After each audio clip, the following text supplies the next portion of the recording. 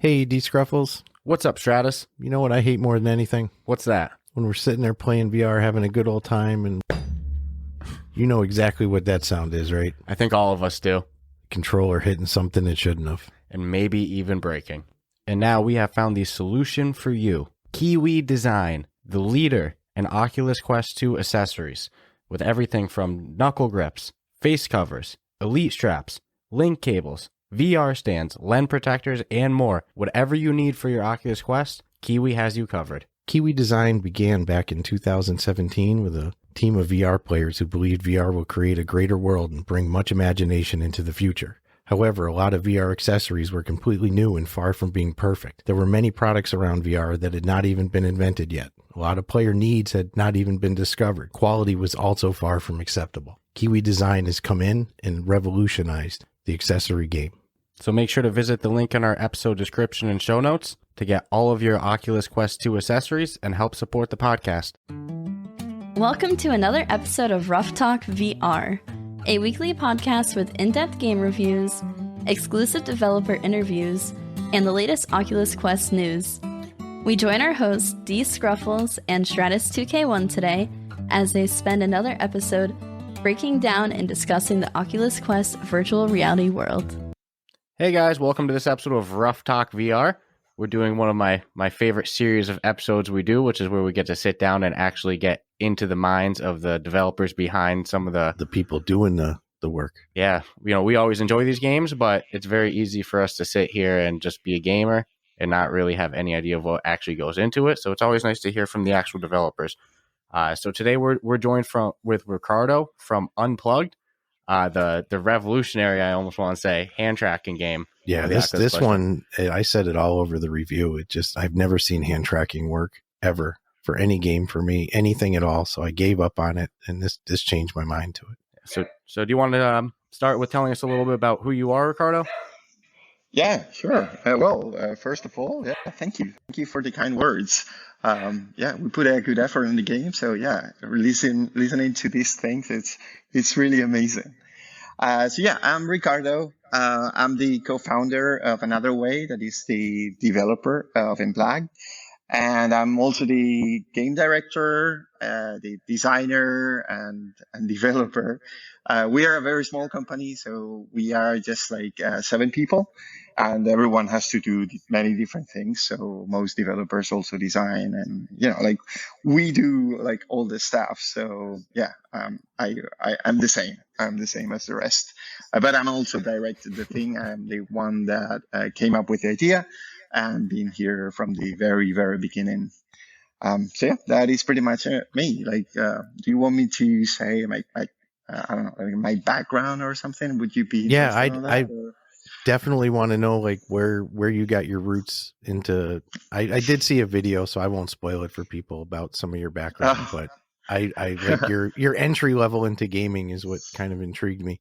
But yeah, what was your first experience to get into making games, and then what got you into the VR aspect of making games?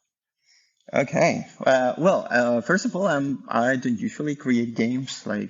Obviously interested in games, and I have created a few games, but I'm a designer. I'm not a web designer.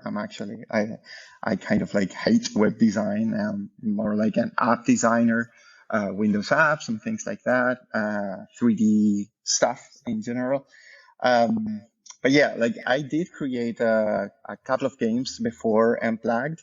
The first one was Bye Bye Brain. That was a Windows Phone game that was quite popular back in the day. It was like a tower defense game, like zombies and such. It was a pretty fun game, and we had a fairly successful business there.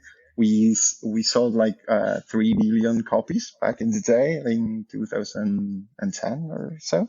That was the first game I made. The second one was Hope, the Other Side of the Story. That was it wasn't a game really. It was just kind of an experience where you were in Mario Bros. You are kind of like the guy that is going to save the girl, to save the girl.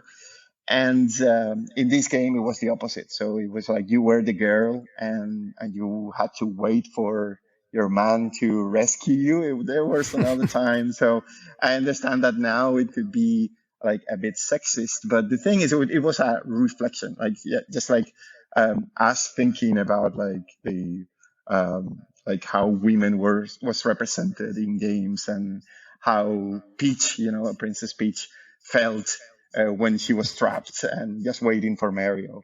And it was like a fairly, like a nice experience that we did. But like, apart from that, that was like 2012 or so. And these years, I have spent just designing stuff, and especially I focus on 3D design. I worked for Microsoft for several years, and I worked in the Paint 3D program. It's it's a program that you probably have installed in your machine. Probably you don't use it, but it's there. And yeah, so I've been always very curious about 3D and how people interact with 3D and a computer. And lately, like I don't know, like 2015 or something like that, when the first Oculus SDK was released, I tried it, and I got hooked. It was so amazing that like the moment that I tried, I understood that I wanted to focus my career on that. And I've been working on VR ever since. To be fair, at first I worked on the first tests that Microsoft did. Like we made like a Paint 3D for VR kind of prototype that was really good. And I spent like a year on that. And then I moved to Redmond, to Seattle, to work on the HoloLens team and the mixed reality team, working on similar things. And the last thing that I did before Unplugged was working on Maquette. That is a virtual reality prototyping tool from Microsoft that allow people to, and it's also like you can actually download it now. It's still around, and it's a free app, which is really cool.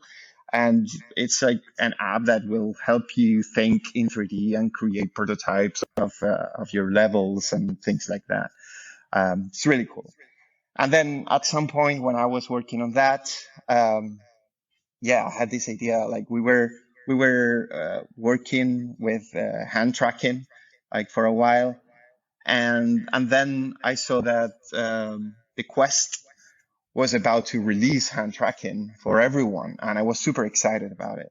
And I had this idea of porting a Guitar Hero, or more than Guitar Hero, Rock Band to VR.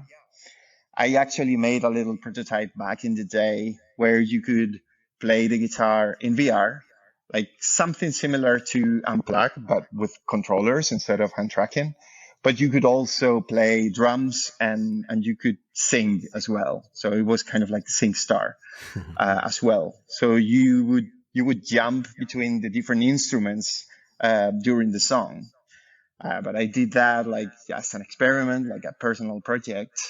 But it's been always in my mind, like this kind of project that you abandon, and is hunting you because you should pay attention to the project and finish it. So that project was kind of like that. And when I realized that Oculus was about to release hand tracking for everyone, then I connected these two ideas, and it was like, oh shit, we could actually make air guitar for real. And then, like that was in the middle of the pandemic, and that was the very beginning of the game of Unplugged.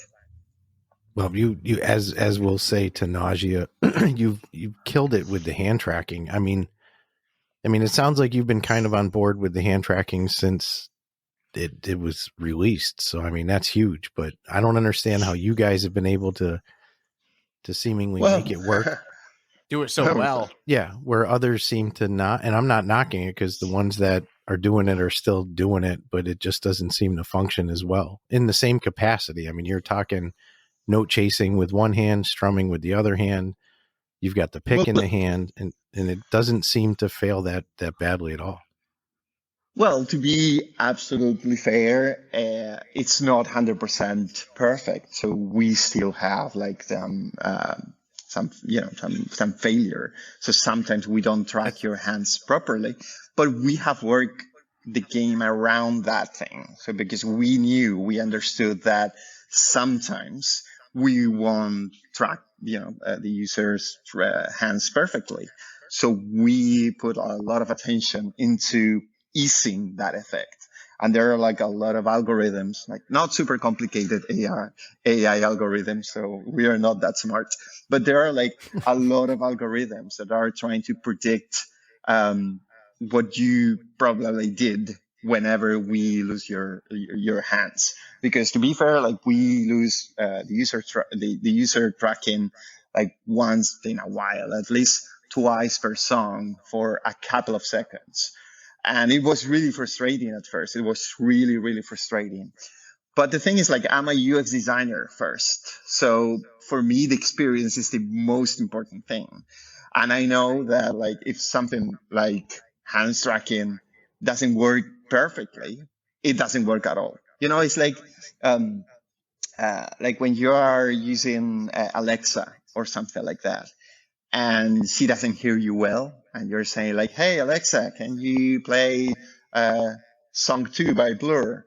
And she does, and she plays something else, or like she doesn't understand what you're saying at all, and it's really frustrating because the problem with this part of technology, voice interfaces and VR and all that stuff, is that it's so close to reality. Like the interaction is so natural that cannot be broken. Like when you're using a computer, like with your mouse, if the mouse doesn't respond you well for whatever reason, because the Bluetooth is faulty or because the computer is processing something, and you are moving the mouse, but the cursor doesn't follow exactly what you're doing, because the interaction is so different from reality, I think that our brains are completely fine with that.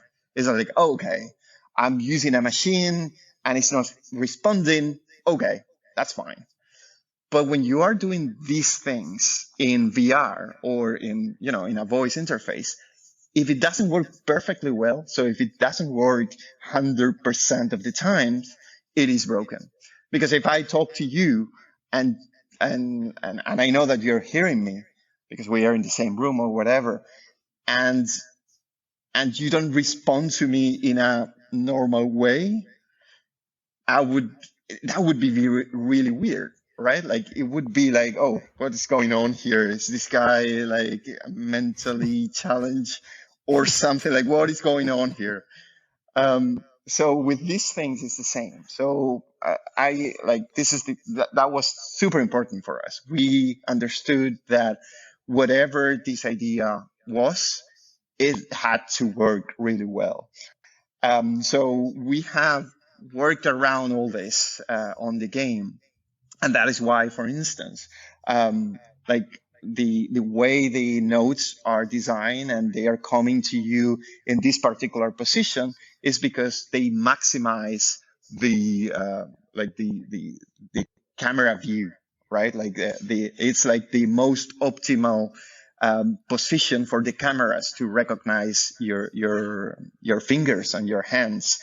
And we played a lot with that. And we understand that like we have a few complaints. To be fair, not that many, but we have a few complaints of people saying like, "Hey, I have to look down like for a long time." And at first that was actually a problem because like at first the only thing you had to do is to play with the notes.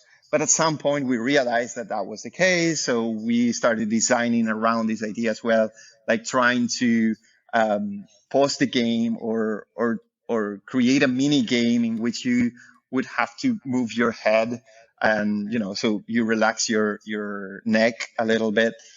But yeah, like the main thing was always to make the hand tracking work as good as possible. So we did this environment where the hand tracking was fairly good because like we were maximizing the camera view and all that stuff. But yeah, like as I told you, like sometimes it's faulty. It's not still like as 100% reliable. So in those cases, we design these algorithms that kind of predict what you're doing, and then you don't even know that the cameras are not tracking your hands properly. So it's after 5 seconds of we losing your hands when the game is worrying, and it's probably get paused, and you will get like a message saying like, hey, you would probably have to move to a better elite area or something like that. But yeah, like we wanted the hand tracking to work well, and we designed everything. Like we did everything we could, so the experience is as smooth as possible. And I'm super happy that like, because at first, like in the beginning of the development, we were really worried about that.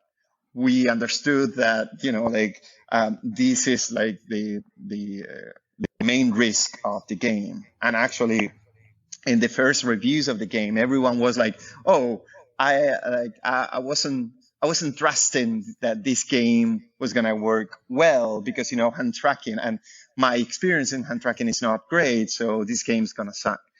And I'm super happy that everyone is actually impressed about it.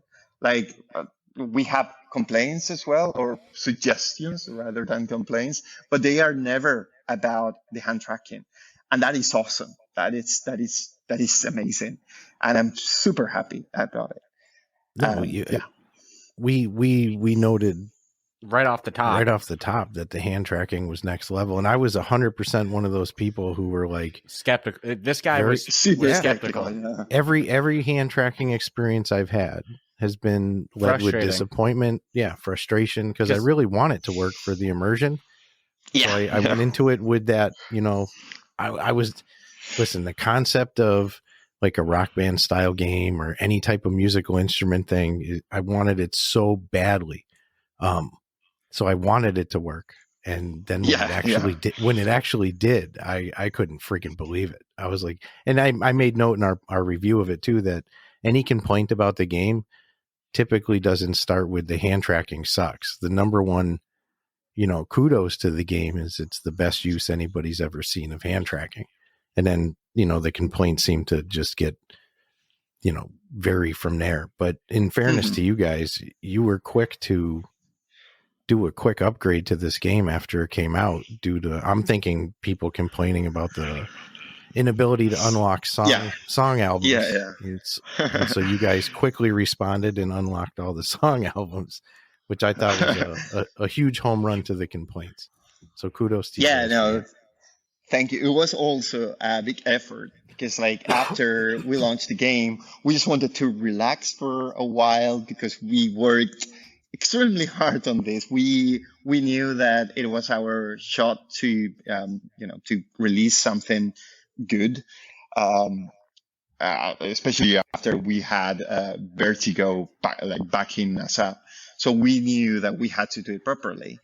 And we worked really hard on that. And after we launched the game, we just our plan was to go on holidays, forget about we had to work anymore. But yeah, we saw all these reviews and people were giving that feedback. And then we realized that we had to do something. And the thing is so the game was so hard because in the development process, we were we became really good at playing air guitar. So we never we never realized that the game was that hard because the game has a weird learning curve. At first, it's super complicated. It's oh, what is going on? It's really very hard to switch fingers in the right time. Yeah. It is a hard game. But then at some point when you get it, you just want more and more.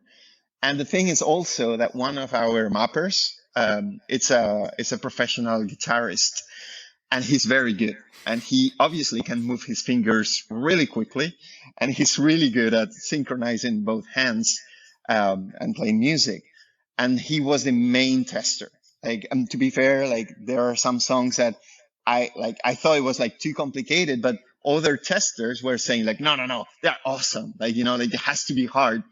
So yeah, at first that was our initial approach. But yeah, like after a few emails from people saying like, hey dude, I'm a casual gamer, like I have kids and I just want to go back home and play Freebird. That is the last song, and I literally don't have time to to unlock everything else because it's really complicated. And then so at that point I understood like we had to do something about it. So we quickly thought about like how can we make this change as small as possible, because it is a massive change in terms of the gameplay, because initially every single song or every single album was locked and you had to unlock it.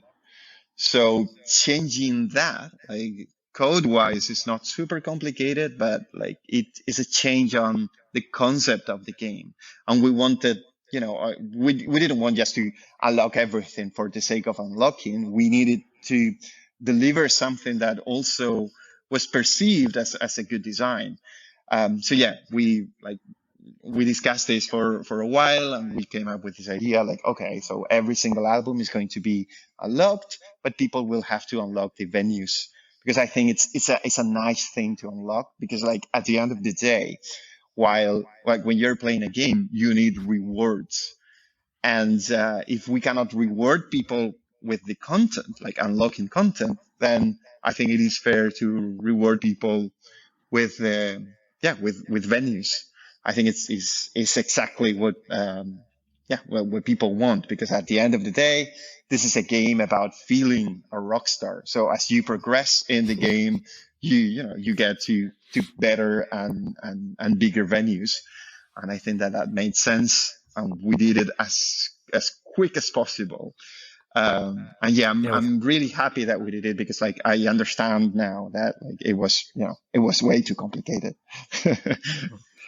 And besides the venues too, you still do have the incentive with the guitars as well. Oh yeah, for sure. That remains the same. And actually, like all the guitars and such. Well, actually, there is one guitar that you cannot. You have to unlock it. That is the broom. I don't know if you guys have unlocked it. It's actually complicated, but that's like the final. It's the final album, and it's the final guitar that you can unlock, and it's like you can play with a broom, and it's really fun. It's my favorite guitar. But yeah, like all the guitar models was actually a big deal, because initially when we had the first idea, we were thinking really small. It was just me and my wife in the middle of the pandemic in our flat. Like thinking, okay, we can turn this into a game that people might want to play. But I'm super conservative. I've been involved in massive projects, and I know that doing anything is complicated. So I always prefer to think small, something, like up to the point, no ramifications and that kind of stuff. So initially we were going to have only 6 guitars. But after like Vertigo was involved, Marcus Henderson is this guy that worked in Guitar Hero, and he was kind of like a celebrity on the game. We can talk about it, that later if you want. But he brought like a lot of interest on the game, and he also managed to convince a few partners, so a few music brands like Schecter, for instance, like the guys that allow us to have their guitars on the game. And yeah, that was massive. That was massive, because like we always wanted to have like real equipment in the game, because that will add a lot of quality on the game, but also a lot of presence in a way, because like you will see like a Marshall amp or a real guitar that you can buy for real and play that real guitar. And yeah, it was awesome. It was awesome, and all these companies have been super helpful, and they were super excited about this whole deal. So yeah, and it's been a great experience so far. Yeah, and we can go right into it. Do you want to tell us a little bit more about who Marcus Henderson is and what it was like to work with them?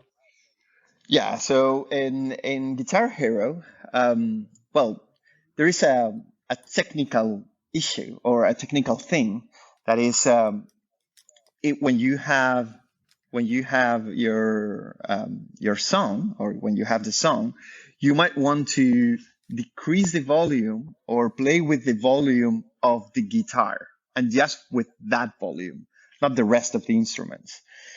So in order to do that, you need different tracks. So you need the song to be split in different tracks. So you will have the drums, the guitar, the voice, like in different tracks, and you can play with them if you have them separate. But the thing is that there are so many songs where all these tracks have been lost pretty much, because they were tracks from the 60s, or well, not the 60s, but the 70s, the 80s, and most of the labels, they just have the master. So in order to have this track, like just the guitar track, you would have to record it again, which is a massive and really complicated task that we actually didn't do in Unplugged, because it was way too complicated and way too expensive. But the thing is, in Guitar Hero, they had the funds to do that, and they did it. And the guy who played all the songs, I'm not sure that it's all the songs, but most of the songs at the very least, it was Marcus Henderson. And he also helped with the mapping, like with the notes and the charts. So yeah, he did that for Guitar Hero 1 and 2, and I'm not sure if he did that in Guitar Hero 3 as well. But yeah, he did that, and he became kind of like a celebrity, a small celebrity back in the day. He was very well known in the video games industry. But the thing is, after Guitar Hero, for some reason, decided not to release more Guitar Heroes. I think that the Guitar Hero Live didn't work very well in terms of sales or something like that. I'm not sure. But the thing is, he really liked these kind of games. He really liked rock. He's super passionate about rock. And at some point, he saw a video of Unplugged, one of the early versions that I posted online, and he got hooked. He really liked it, because he told me many times that was the intention of Guitar Hero, to make you feel like a rock star. So you are feeling all the energy from playing a guitar without having to know how to play a guitar. So yeah, he contacted Vertigo Games because he wanted to be involved on the game. That was super cool. And yeah, obviously we hired him. And he's been working on the game ever since. He's been doing production, so he's been contacting different music brands and a few labels.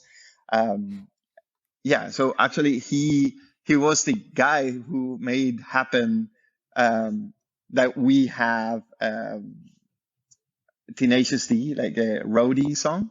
That was one of my favorites. Yeah, it's my favorite one. I won't lie. The whole mapping of it is beautiful too. It's just so fun to play, and it's so catchy. Oh, awesome! Yeah, it was my favorite as well. I'm a huge fan of Tenacious D, and the very first song that we ever mapped was that one, because it's a song that I really like. And actually, we mapped that song for this initial prototype that I made in 2015. Because I really like the song, and I think it works really well. It's I don't know. It is a great song. But we understood that it was like way out of our league because it was in HSD. We were thinking very small at that moment. And thanks to Marcus, like we had it. But actually, we had a problem because like the original song, that they have a lot of profanity, let's say. Like they are swearing all the time, saying like all the bad words that they can. That is one of the beauties of Tenacious D, to be fair.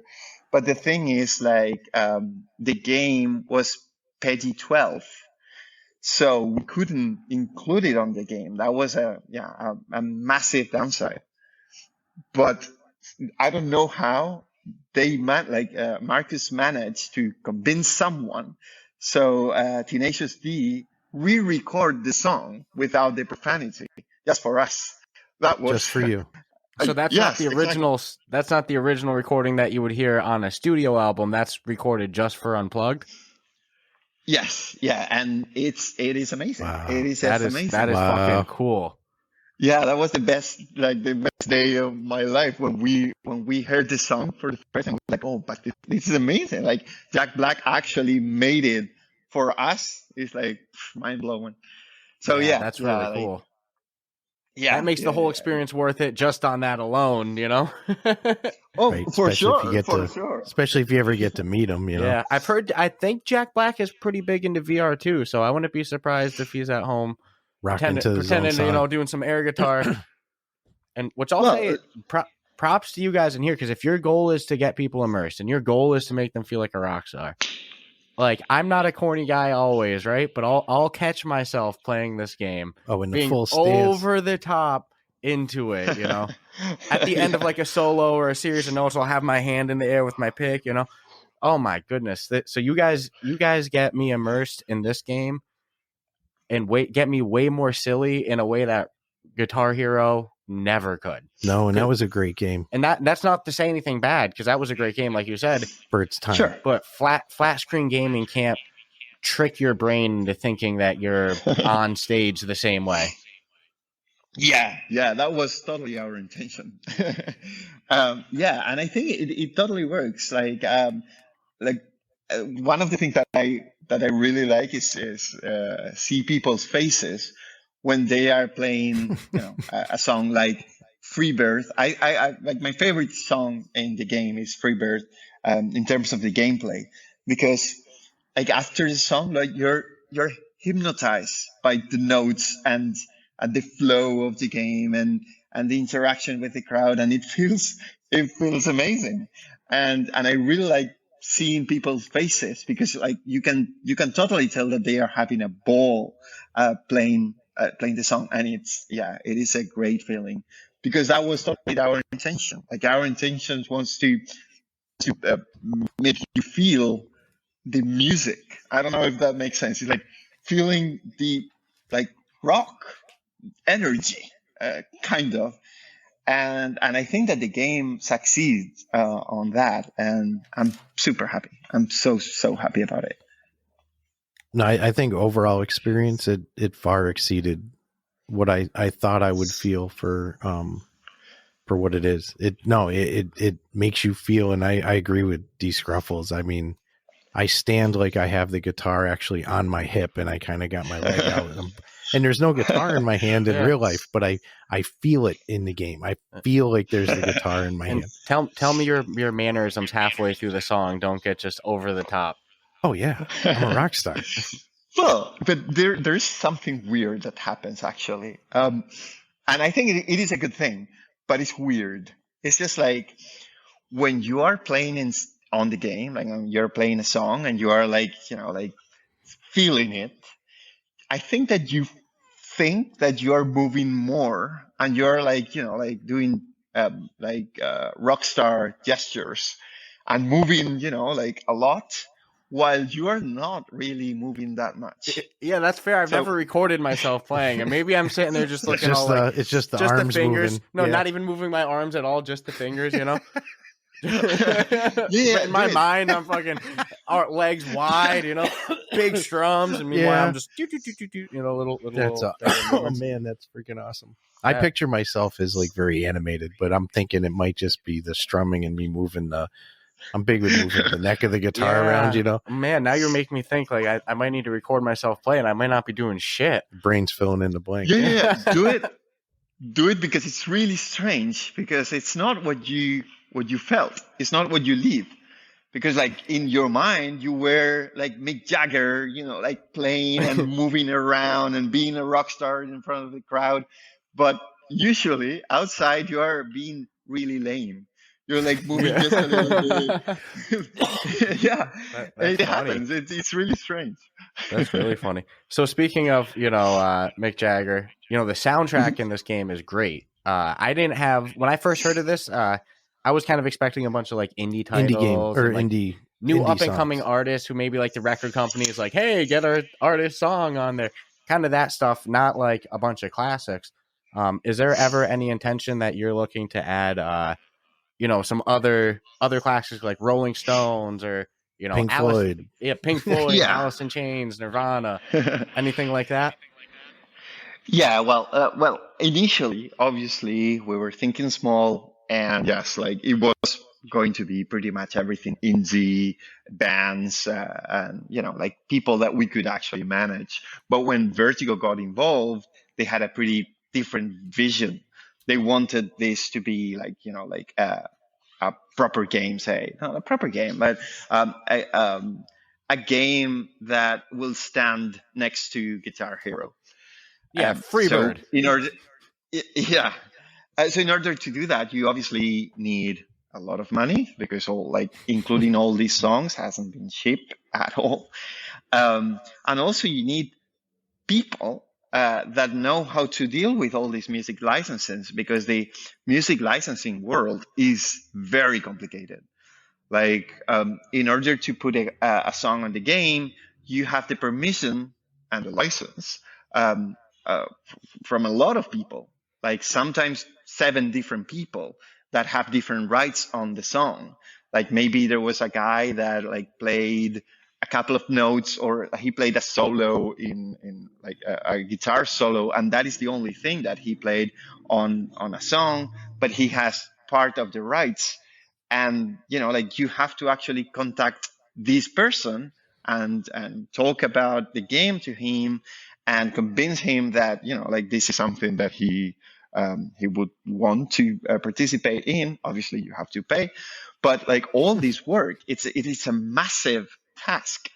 And luckily we had people doing that, like actually like one of them, he worked on Guitar Hero 1, 2, and 3 as well. So he was, specialized on these things. He totally knew what he was doing, and he's been amazing. And actually, the music list is what it is because of him, because he's been really great. He's Sergio, and yeah. But the thing is, all this is super complicated. So we started with a massive list, like a wish list of songs, where we had like Metallica, AC/DC, Rolling Stones, like all the bigs, like all the obviously they were there. But then you have to start dealing with with the music labels, with the right owners. And then, like this list starts shortened and shortened because, it's expensive, and we couldn't afford every single song, at least, not now, well, not at that particular moment. So yeah, like sometimes there are like a lot of people saying like, oh, the set list is okay, but I would have included Metallica and AC/DC, and it's like, yeah, I know. So would I. Exactly. But like all these things are complicated, and we did our best, to be fair. And I'm super happy with the songs we have. We have massive hits, and we have songs that are like really deep in our hearts. Like the Offspring song is amazing. Like I used to be obsessed with that song. Garbage, Weezer. Like all these songs are like, a lot of classics. Yeah, classic from my childhood. Yeah, childhood. Um, so yeah, I'm extremely happy about it. I understand that we don't have Metallica yet, but um, but I think it's still like a great list. I'm extremely happy about it. But in any case, we are, now that we are becoming more popular. Like I think that the door to include more popular songs, like these songs that people are asking for, I think that it will be more plausible. So it will be, I'm going to say easier, but easier is not the word, but I think it will be possible to include that in the future, which is amazing. Yeah, like it is amazing. But Yeah. the whole thing is that the music licensing world is very complicated. All the labels and people that were involved in this, they've been super helpful, but it's still a massive task to contact everyone, deal with everyone. It's a lot of work. And yeah, we did our best, and I'm super happy with the results. But yeah, like we don't have Metallica. Sorry, guys. No worries, no worries. Not yet. My question wasn't at all critical too. I think the track list greatly blew out it was my better expectations. than I thought we'd have maybe 2 or 3 albums. I didn't think it was going to be as well-known songs as are on the albums. And I'll also say, because of the reasons you mentioned, with the amount of work it takes to get these things done and the financial cost to you guys alone, I don't think anybody can complain if you guys did add more songs and went kind of the Beat Saber route where it's like music packs, because there is a lot of work that goes into it, like you said, and it's not free to get the songs on your guys' end. Yeah. Well, and actually, apart from the very like the famous songs that we have in the set list, we have a few indie songs that we considered that were amazing. Like Luis and the Shakes and the Jetons and Electric Alley. I don't know if you like those songs or not, but I think that they are amazing, and we included them because like we contacted them when the project was very indie and we didn't have a lot of money, and they were super nice. And they were really good. Like the music like they that made, it's amazing. It's really good. Tones, man. I'd never heard of them before this game, and I was Tones, that's like one of my favorite songs I've never heard of that I like to play. Right? Yeah, it's really good. These are really good bands, and we wanted to share our success with them because we knew that if the game became successful, then that means that they will get part of the attention as well. And I think that's a great thing to do.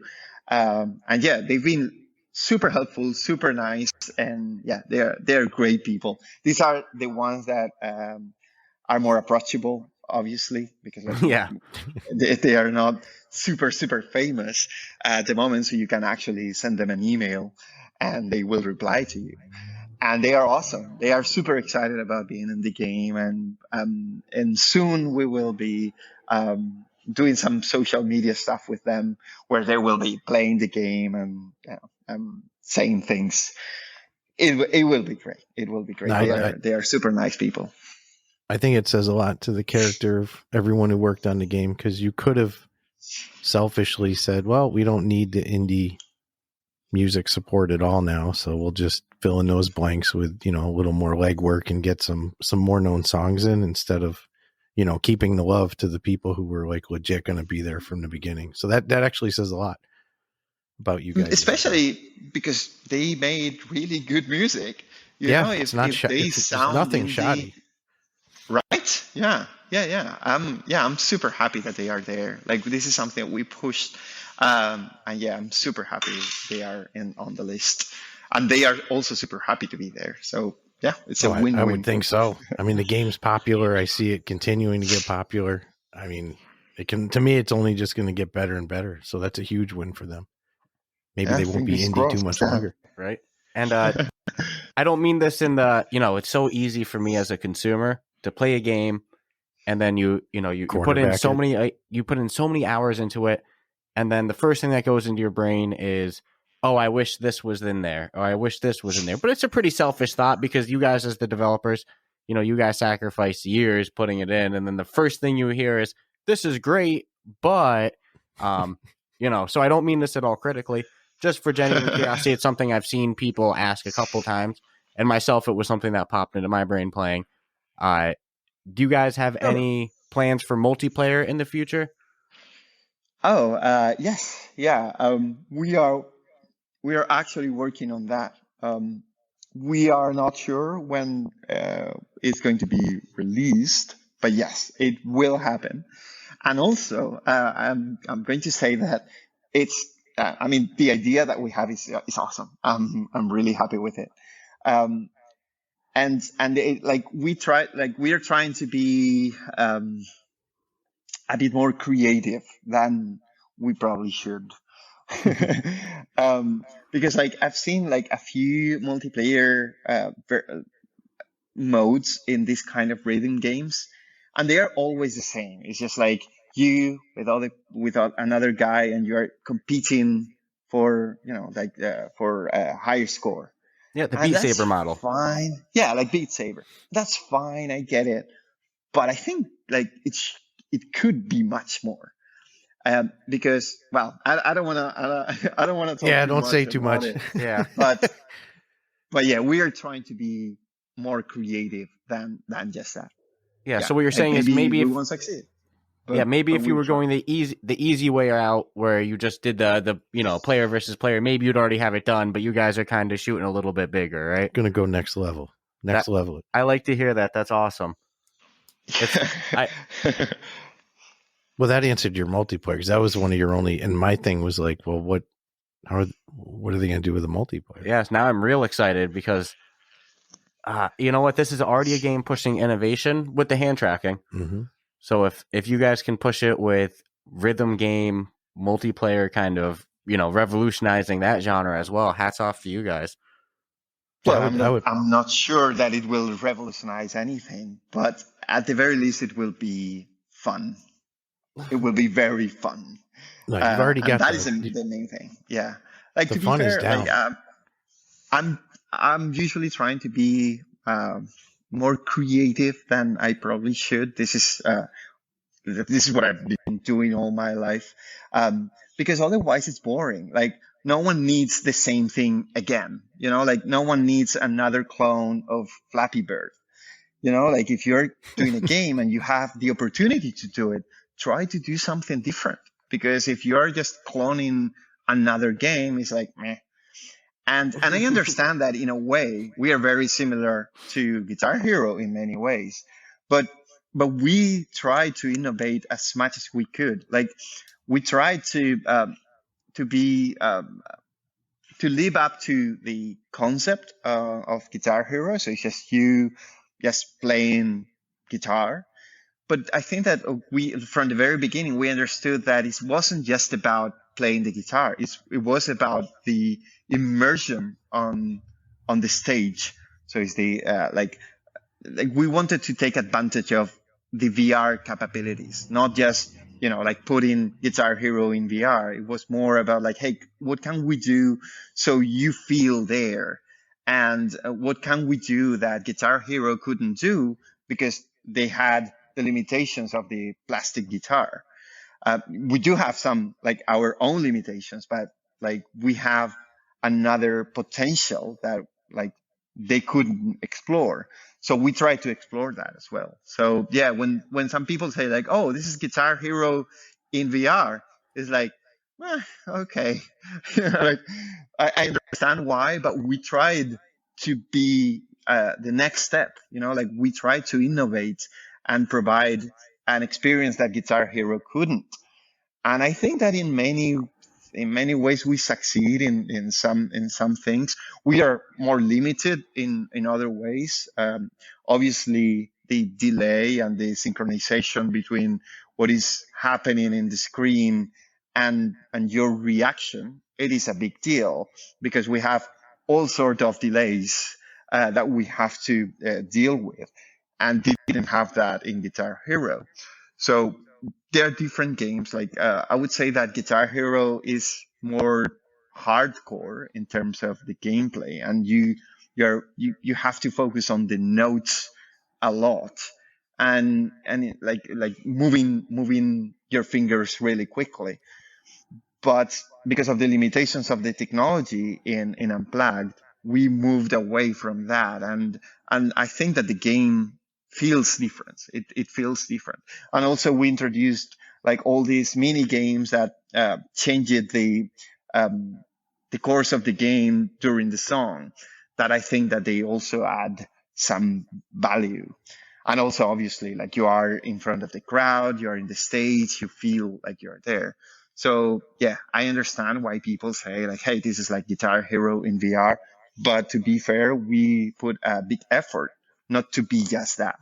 We took the original idea. I think that like the original idea that the Guitar Hero guys had to have is we want people to feel like they are playing an instrument. We want people to feel like the music energy, and they totally succeed. But I think that in Unplugged, rather than just copying Guitar Hero, we just had the same initial idea. Like we want people to feel the music and to feel that energy that comes with the music. So that's why I think that like we are very similar, and obviously there are like more things that are similar. But we always pushed the limit a little bit and the concept a little bit, so it's different. So it's not just the same thing. Yeah. And Guitar Hero, I never caught bras being thrown at me after I played good either. Or had Satchel telling me how kick-ass I was. Yeah, well, speaking of which, how did things come together with Steel Panther and Satchel? Was that another Marcus Henderson thing, or? Yes, actually, yeah. So at some point of the development, we realized that the game was complicated, like holding the guitar and synchronizing both hands while you strum and you move your fingers. It is a very complicated thing, and people got really lost. So we knew that we needed a tutorial. We needed to explain people how to do this. And we had several ideas. Like we were developing a different idea before this one, but like it was a mess. It was super complicated. And after a discussion with the team, we realized that we had to change it. So someone said, made up this idea of like, hey, maybe a poster could talk to you. And I was like, oh shit, that's amazing. Like, because like it was technically feasible. It's not super complicated to do. It was an original idea. I haven't seen that in any other game. I saw that actually. It was original, but it was not like super original because it's actually on the Tenacious D movie in The Peak of Destiny. Dio comes out of the poster and talks to young JB. So it was something that was there, and I usually like that stuff. So when it's an idea that is not massive, but it's already there, that means that it's probably on everyone's mind, but it's just hidden. So if you can use it, it's awesome. So yeah, like we started thinking about doing this poster thing, and then we started thinking like, so who could be the guy that is there in the poster? And actually, like our first thought was, who do you think was like our first thought? Like, oh, this guy would be amazing. Oh, if you're going for the money, I would think you'd probably grab Metallica or something. James Hetfield. Oh, really? Or maybe somebody from Motley Crue. Oh, maybe Nikki Sixx. I don't know. Okay. Well, actually, like we thought about Jack Black. It's like Jack Black is funny. That would be obvious. That was way too obvious. But we're sitting here thinking literal. Holy moly, that would have been beautiful. Oh yeah. But obviously, super complicated, probably super expensive, and yeah, like that was like dreaming. So we thought like there has to be someone else that is as good as Jack Black. And then like I'm a big fan of Steel Panther, and I was like, oh shit, who is as goofy as Jack Black and is also a rock star? I was like, Satchel. Satchel is perfect, and because Satchel is an actual rock star that pretends to be a rock star. It's really strange because he's a great guitarist. He is super famous. He is an actual rock star, but he's on a band that is kind of like making fun of being a rock star. So it was amazing. It was like, oh shit, he's even, he's perfect. He's the just one. the right guy for this. So again, it was, like dreaming. It's like, okay, this is it would be great, but I really have no idea how we could contact, his manager or whoever, and I don't think that this guy will want to do this. But Marcus made his magic, and 2 days later, he already contacted the manager and everything, and he told him, like, Satchel, the idea, and he loved it. He really liked it. So yeah, like we wrote the script and sent it to him. He really liked it. Actually, I have to say that the original script was a bit more spicy than the final one. I wish that we could actually release all the videos from the shooting because it was amazing. Like, he was so much fun. Like, every single word that he said, like, he usually got out of the script and just, starting saying super funny things. But yeah, like, again, we are Peggy 12. So we had to cut most of the things. Yeah, but unfortunately. They were hilarious. No, he was he ended up growing on me. Yeah, he grew on me big time. Yeah. He caught me off guard with calling me a nerd. I was like, oh, hey. This is how it's going to be. I guess me and you are going to have this kind of relationship, huh? But then he came around to me by the end. Yeah, when you start doing good and you get his support for something, it actually feels pretty good. It's like, all right, Satchel, appreciate it the way I played. Give me some knuckle love. Yep. That's about fun. The nerd thing, actually, we had several discussions in the team about it. Because, we are kind of insulting the player. We knew that a few people were going to, take it personal or, complain about it. 2021 is a weird, age to live on. So we know that everyone could complain about something, and especially if you're insulting them. But I thought that, if I was Satchel, Satchel is a rock star. So you had to, put distance between being a rock star and being just a guy, with a headset on the face. And I really love the joke. It's like, hey, you're just a nerd. You're nothing compared to a rock star. And actually, that was when we realized that the leitmotif of the game was to become a rock star. It's like, hey, I'm a nerd now, but if I play well, if I, put some effort on this, I can become a rock star. So yeah, that word joke, that nerd joke was very important. Was actually very important in the game. I think it was because it gave me instant motivation too. Because I'm like, hey man, I'm not a music nerd here, Yeah. Let me show you, Satchel. Pop in the Tenacious D. Yeah.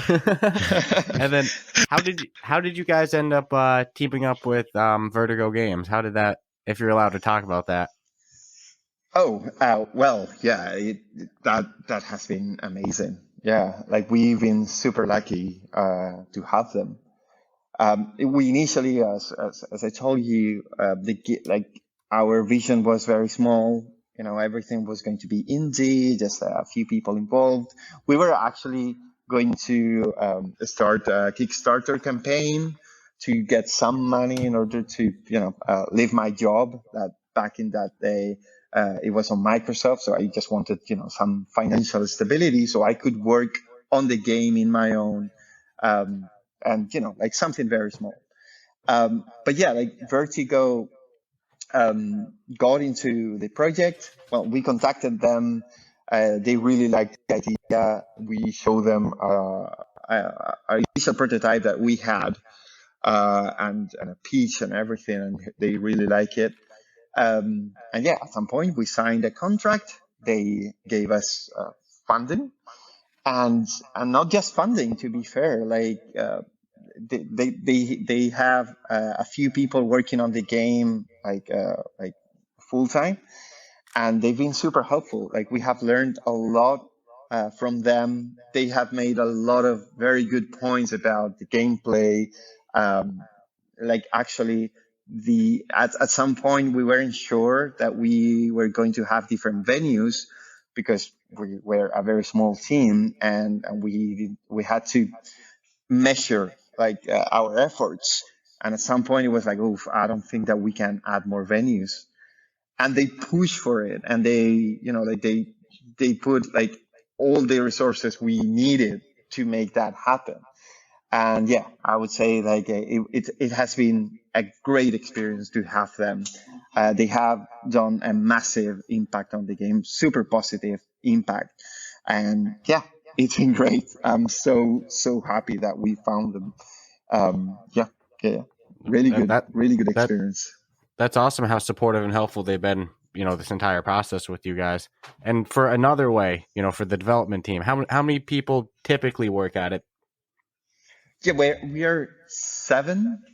We're 3 developers. I'm counting myself in these 3 developers, but I'm so also 3 counting the designer. You. Sorry. So 3 people counting you? Yes. So those 3 developers. Well, 2 people and me. I'm also designing, like the UI and everything. We had an artist that created all the assets, like the guitars and things like that. We have a producer and two mappers, so two people that were just like mapping the songs and trying the songs and all that stuff. And a beta tester that is working full time on testing the game, and a few other testers that were in, they came and go. But yeah, like around 7 people most of the time, apart from the Vertigo team, where Marcus Henderson's there, the licensing guys, and all the marketing guys, production and things like that. But yeah, in Anotherway, we were just seven people. Like we tried to be small. Like after my experience in Microsoft, that was in general super positive, but it was a very corporate experience. Like it was really hard to be creative in a way that you had to go through a lot of people in order to make any idea happen. And I was a bit tired of that. I wanted something closer to a startup. So yeah, like hopefully Anotherway will keep being small. We would probably have to hire someone soon. So if you are a VR developer and you're looking for a job, like send us an email, because like we are looking. We are not going to hire a lot of people, but yeah, we are looking. But yeah, like super small company, and we try to be creative, not having no red tape was one of my goals, and we have 0 red tape, which is great. I'm infinitely impressed at the quality of work that comes out of small development Smaller teams. studios seem to be able to nail it. I don't know what it is. It's amazing. No corporate backlog to actually get something done. That's probably why. Yeah. The ideas are fresh and they can get tried and either scrubbed or used, or there's got to be something to it. Yeah, because that seems to be some of almost all of my favorite games seem to be that, around 7, either anywhere from 2 to 7, 8. We've seen 1. It's always these small teams are pumping out these amazing works. Kudos to this one though. Yeah, you guys really. I think some hit it out of the park. Some, I'm happy that they got it on the platform, but this is as legit as it gets for what it is. Yeah. I think that like having a small company or having a small team of people working on something changes everything, because like people are putting their hearts on that, and having zero bureaucracy means that like the ideas are fresher. So yeah, I totally understand why most of your favorite games are coming from indie or small developers. It's because it's different. The way you produce something, the way you develop something completely changes the product, the final thing that you are creating. In the same way that, in my opinion, the today's movies, they don't have the same flavor, like the same feeling that they used to have in the 70s or in the 80s, because now there's like a massive production with many different companies involved, where like it's really hard to put your heart on something, because there's so many people involved that if you create something that in your opinion is great because you put your emotion there, it doesn't matter, because like at some point you're going to have like a boss or a manager or a focus group that will tell, nah, but this is not exactly what we are looking for. And yes, sometimes I think it works, but if you want to be I don't know, more human, you have to have humans working on that and making mistakes, because in most of this creative process, it's all about making mistakes. If you think, like, I don't know if you guys like movies from the 70s, but they are usually very dirty. Most of things are out of focus. The color is not great. If you compare that with today's movies where everything is technically perfect and amazing. But the thing is, like, all these mistakes added something, like you could tell that there is a human behind the camera. There was like a human directing this thing, or, like smaller process, a bit more faulty with more mistakes. It has, I don't know, a flavor that's amazing. So that's why I think being in a small company with a fairly small project, because obviously Unplugged is not an indie game anymore, but it's not GTA or Call of Duty where they spend millions and millions of dollars. So if you spend hundreds of millions of dollars in a game, you cannot be that creative, because it's a high risk. So you have to go for whatever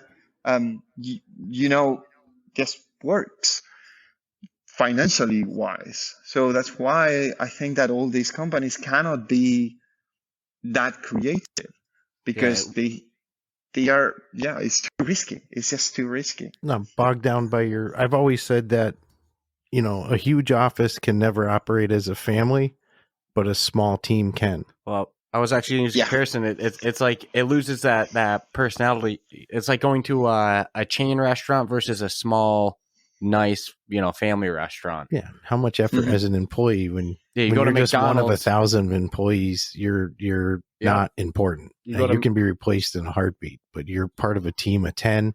Yep. And you're all relying on each other. And, I think it changes the work dynamic as somebody who wants to go to work. Yeah, exactly.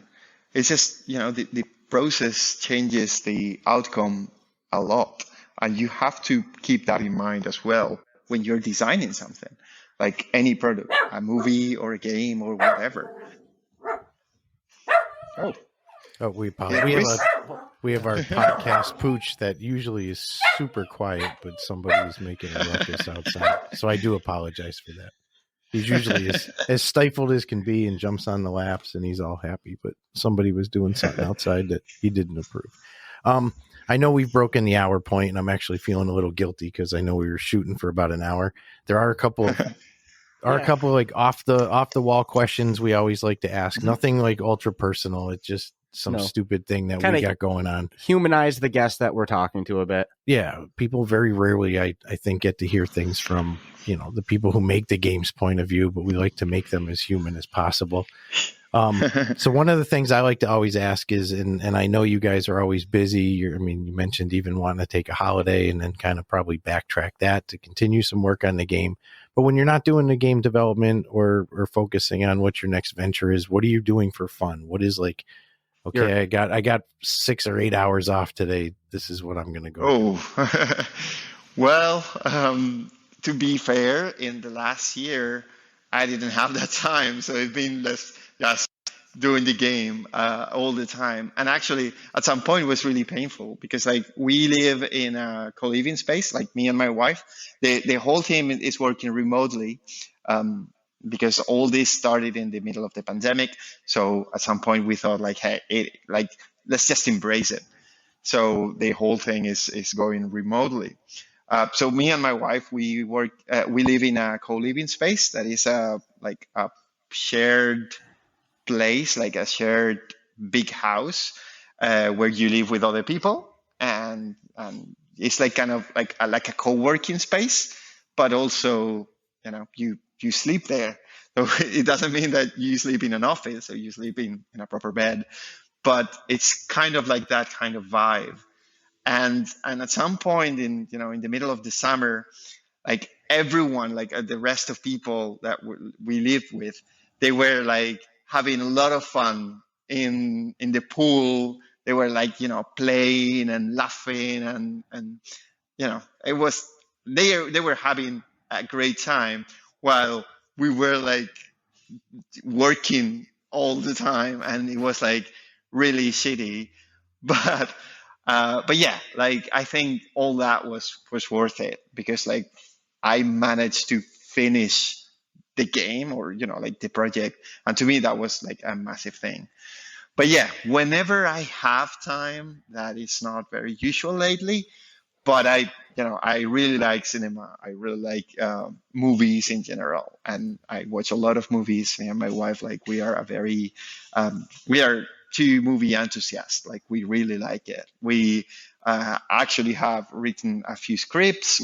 We are really into movies, and actually, if we ever get some money, our next project would probably be a movie if we ever have time to do it, because we really like that. I also sculpt like with using plasticine or clay, and I really like that as well. Reading, like listening to books, like things like in Audible. I'm listen to books like all day, even sometimes even when I'm working, because I really like that. And yeah, just like moving around, like we're kind of like digital nomads, so we move a lot. So whenever we have time, we just go visit whatever city we are living on, and like having fun with the people that we live with, that kind of stuff. So like we're simple people, but yeah, lately we've been too busy to have time to spare, I'm afraid. Nope. I don't know if that answers this question. Nope, perfectly. I feel bad that you guys have a couple have been burning at both ends getting the game out, but at the same time, I'm happy that you did what you needed to do, and now this is out and it's a hit. Again, I don't see it going anywhere but up and up. And you're in France, correct? Yes, yeah. We are actually living in a castle in France at the moment, and it's amazing. That's awesome. And you kind of reference that you travel around a bunch, so you're not from France? No, I'm from Spain, from the very south of Spain. Yeah, most of the team is actually from Spain. Okay. Yeah. That's cool. It's funny, there's another VR game developer we talked to from Spain who also does a lot of hand tracking for Into Hoop. It's an App Lab game. Yeah, he's just on App Lab. Yep, I think his name is, if I'm remembering off the top of my head, Diego Fernandez, I believe. But I believe he was from Spain as well, though, right? Either he was, or I think originally the director for Madrid Noir was as well from Spain. Yeah. Okay, maybe I'm confusing them. You might be confusing. That's possible. That wouldn't be the. But first I know time I've the done Madrid Noir director was from Spain. Yeah. So how long have you been in France? Well, just a few days actually. A couple of weeks for now. As I told you, we're digital nomads, so we Yeah. travel a lot. And right now we are living in this co-living that it's in Normandy in the north of France, and it's a castle. And it's amazing. It's like a castle from the 12th century or something like that. A massive place, and it's awesome. Like I cannot believe that we are here and this thing actually exists. Yesterday we did a murder mystery dinner where everyone was like dressed with a costume, and like there was like a murderer, and you had to find who was the murderer by discussing with people and doing some investigations. It was amazing because all that was happening in an actual castle. So yeah, that it's you really happen good. to actually live in. No, you and your wife sound like you have it figured out and how to have fun in life, which is good. Yeah. We know. Like we try to have fun as much as we can, but it's just like you also have to focus on make something happen.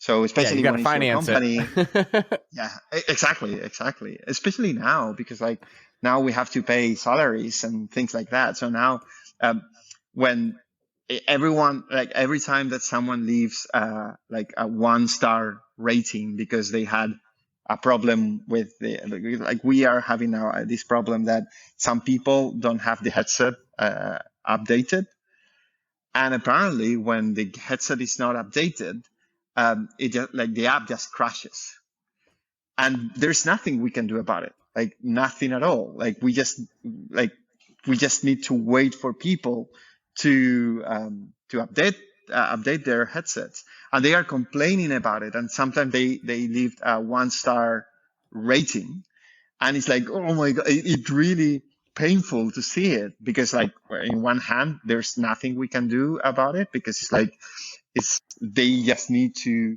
update their headset. Yeah, how old of a But version also of it's like, the oh my software god, are they like using? Sorry? How old of a version of the software is causing that? Like, is We it don't like know. It's a this has to one be of, people who aren't ever updating their headset or something, because yeah, but that the seems problem, strange. it is very strange. But apparently, the Quest, like VR headsets in general, they are like these type of users that they don't usually use the headset that much. So maybe they haven't used the headset for the last 2 months or something, and then that means that it's not updated. So if you just turn it on and buy the game and download it and install it and try to run it, it will just crash because you have to wait for your headset to update, and that's it. But the thing is, like, now that we have the responsibility of paying all these salaries, so now it's like, oh shit, like if the rating goes like down too much, that means that our sales are not going to be good enough and we won't be able to pay all these salaries, and it's like our responsibility, and it's like, oh shit. but yeah, like in general everything is going well. Like we don't have a lot of complaints about that particular crash.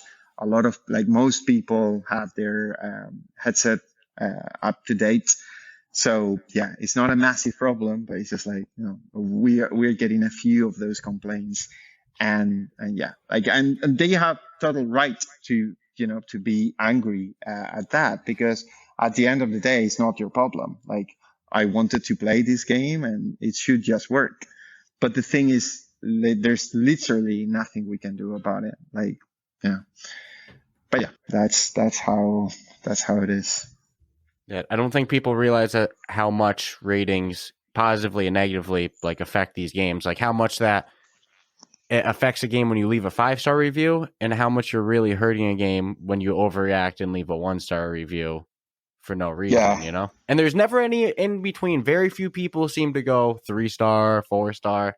It's either I'm super happy with this 5-star, or fuck this game, 1-star, usually because of some user error. Yep. But I'm the same. But to be fair, I think it makes sense. It's fair. If someone have had a bad experience with the game, they are they're right. Like it should just work. It doesn't matter whose fault it is. It should just work. So yeah, but that's how it is. Like one of the main things that you always keep in mind in UX design is that the user is always right. Because if there's something wrong in the experience, it doesn't matter that, but it's very easy. You just need to press this button or you just need to do that. But it shouldn't be like that. It should be obvious. It should just work. So in these cases, it is painful to see, but I also understand. I would be also, pissed about that. It's like, I wanted to use this thing and it's not working. Because at this point of the technology, we are not using technology anymore. It's like an abstraction layer of technology. We are simulating a reality. So you cannot surface a technical issue with me because reality doesn't have technical issues. You know what I mean? So I totally understand. I understand. It's just like it's painful to see because there's nothing we can do about it. Like I wish we could just release an update or something, but literally we just can't. But I'm guessing that in the future, when this problem goes away and everyone has at least 33, version 33 of the firmware, we won't have this complaint. And this is a long run. Unplugged is going to be here for a long time, hopefully. There are going to be a lot of DLCs, a lot of updates, a lot of news that I wish I could tell you, but the plan is very ambitious. We were ambitious at first a little bit, but when Vertigo got into the game, they were really ambitious, and they are still really ambitious. And I'm really proud to be here, because if we make all these ideas that we have in mind happen, it will be a massive thing. It will be a really good game, like a game that you cannot miss in VR. It's already a must-have game. But no, I'm beyond happy that you were able to say multiplayer is not something that's not being discussed. We'll put nothing in stone that was discussed. DLCs or music packs or more songs coming, that's huge. I mean, again, I see nowhere going but up and up. I'm happy. So yeah. Do you want to ask your foodie question? No. Okay. So my friend Ricardo, we usually tell people keep them about an hour. We've kept you almost an hour and a half hostage I could asking you easily personal keep questions. going. So pretty soon, if we don't cut it off now, all of a sudden we'll bleed into 3 hours. So we'll let you get out of here now. Yeah. So yeah, thank you again for joining us, Ricardo, and hopefully in the future when some more features drop, we can have you back on the podcast. Yeah, I'd love to get a little bit more updates from them. Definitely. Yeah, anytime, for sure. Thank you very much for having me and to allow me to, tell my things. I understand that I usually talk a lot, so I'm sorry. No worries. That makes our job easy. Fairly interesting, at least. No, I think. Yeah, thank you very much. Like I said, if we didn't stop it now, we'd go 3 hours. You're very easy to talk. Yeah, I keep looking over do we need to end this, or you just want to go another hour? Because I got notes. I'll go another hour. But no, okay. I couldn't be more grateful for you taking the time out of your schedule to actually tell us a little bit about the backstory. Thank you, guys. Yeah. And to all of our listeners, like I said, if you enjoyed Unplugged, be sure to drop them a 5-star on this Oculus store. Yeah, review it. We always say this helps the developers so much. Yeah, that'd be great. All right, have a great day. Yeah, you too. See you guys. Hey guys, Dscruffles here. If you enjoyed today's episode, be sure to subscribe and rate us 5 stars on whatever podcast platform you listen to. And definitely don't forget to check out our official subreddit and join us there at r/RuffTalkVR. There you can join a community of other podcast fans, join us for some podcast meetup games, get first scoop on new episodes, interact with us a little bit directly, and more. As well, be sure to check out our official podcast supporter link, the Buy Me a Coffee link you can find right in our show notes, where you can donate to the podcast either one time, multiple times, become a monthly supporter. That way you can help us on our journey to make podcasting a full-time gig so we can continue to bring you more great podcasting content. As well, be sure to visit the Kiwi Design link in our show notes as well, where you can go and shop for different Oculus Quest 2 VR accessories, whether it's knuckle straps, lens protectors, face shields, whatever, Kiwi has you covered. So again, visit the Kiwi Design link in our show notes, help support the podcast, and pick yourself up some sweet Oculus Quest 2 gear.